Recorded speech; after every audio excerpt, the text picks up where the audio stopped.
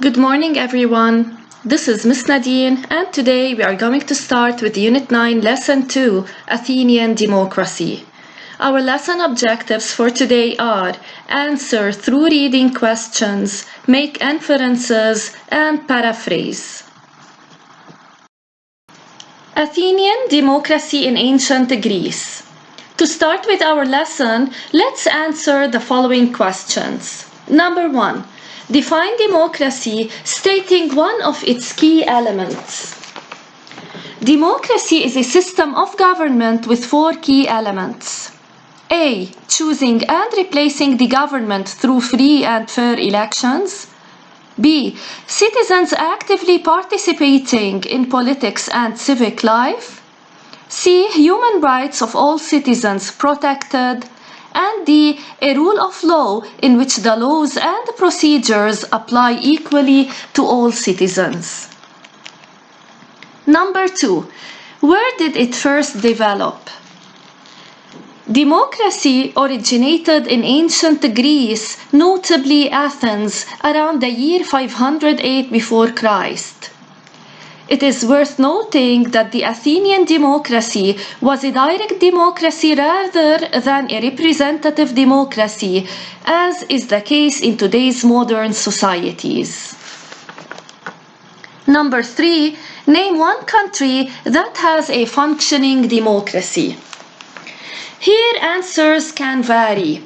However, a functioning democracy exists in any country where the 4 key elements of democracy are observed.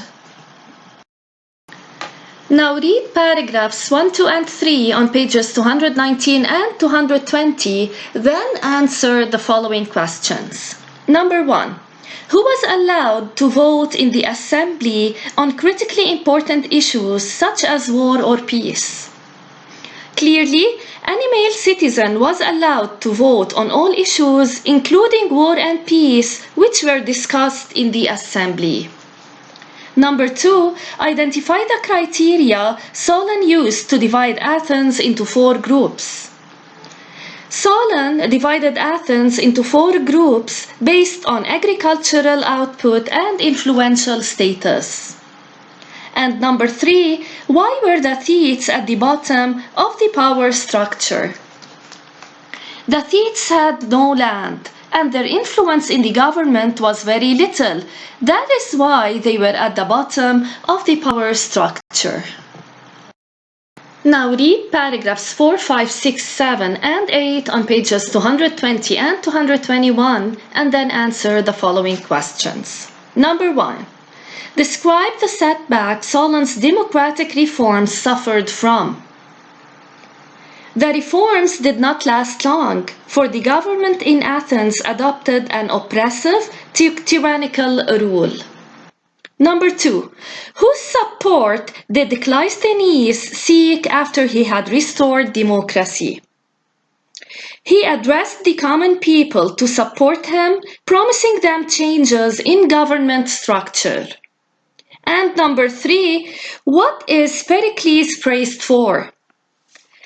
Pericles built on the democratic ideas of Cleisthenes and went even further by giving the assembly more power.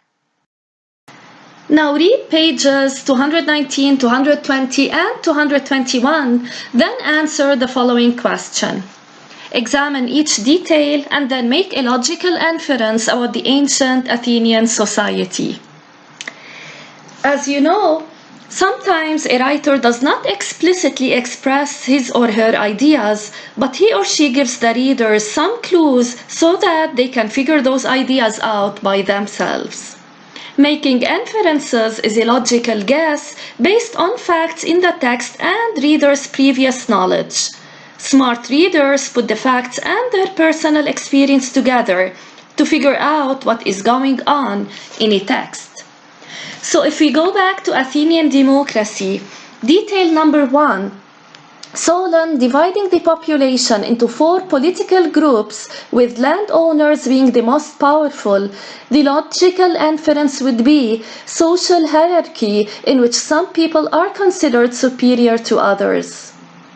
Detail number 2, male citizens only being granted the rights to take part in any governmental decision, the logical inference would be gender discrimination or inequality.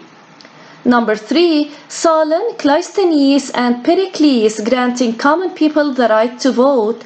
The logical inference is democratic governance.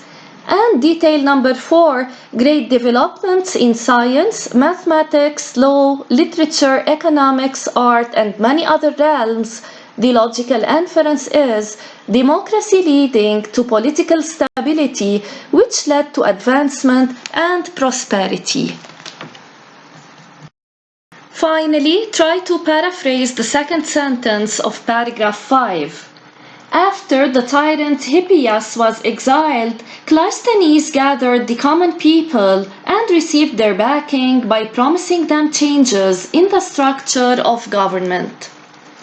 As explained earlier, paraphrasing is restating a text in your own words and style to achieve greater clarity. Indeed, finding new words for ideas already well expressed is challenging, but changing words should not be the chief aim anyway. Focus rather on expressing the ideas you capture and on formulating your own sentence structures.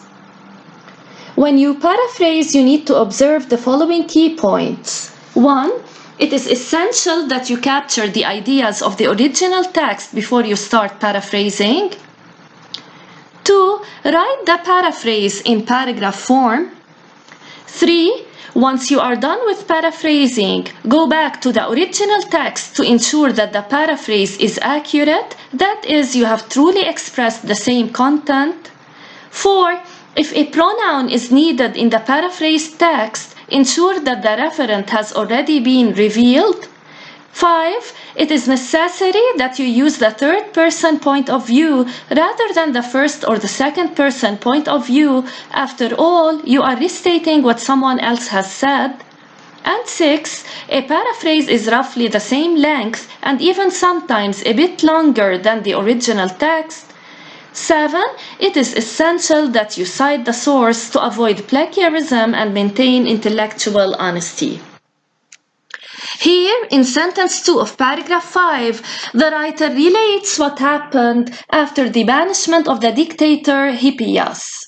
Cleisthenes seized the opportunity and assembled the ordinary citizens, promising to introduce changes and reforms to the structure of government.